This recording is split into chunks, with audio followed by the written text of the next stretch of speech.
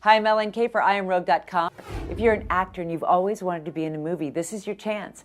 Enter your reel and your headshots here. And every month we're choosing an actor just like yourself to come and have a walk-on role in a Hollywood movie. All you have to do is put it up there, IamRogue.com. Today we caught up with actor Tobey Maguire. So both of you sitting here, so accomplished in your own ways. What would you say to people starting out? Tobey, you as an actor, Ryan, you as, a producer. What was the key for you guys when you got started in this business? Well, I was 13 or 14, so it was to do my homework. That was the first thing. I had to get my homework done first.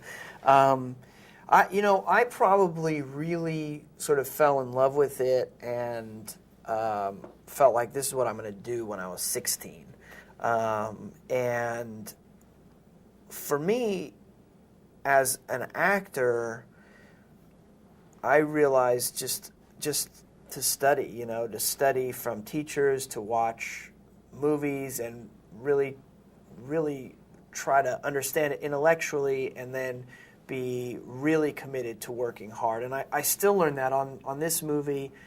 I was like, oh wow, I have to raise my level up. I have to work harder than I've ever worked before in order to stretch, to grow, to reach, always reaching for something. But also I think just in terms of my approach to life, it's about being able to imagine things, not putting a limit on what I think I can accomplish or achieve. And Ryan, you have so many movies going at the same time. You're creating, you're producing, you have to be thinking all the time. So what is your process to, I guess, like Tobey said, opening yourself up to all these different experiences? Well, for me, I think it's really it's about almost exactly what Tobey said, which is the word no doesn't mean anything to me. And you also don't sleep. And I don't sleep. He's working, and when everybody else goes to sleep, he's like... That's pretty true, too.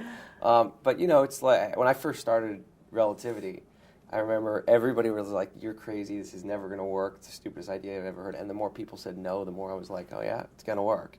And so now, actually, I don't know if there's it's an anecdotal story, but it's true. If you take a grasshopper and you put it in a jar and put the top on, and it jumps and it hits the top of the jar, and then you take the top off, it never tries to jump out again.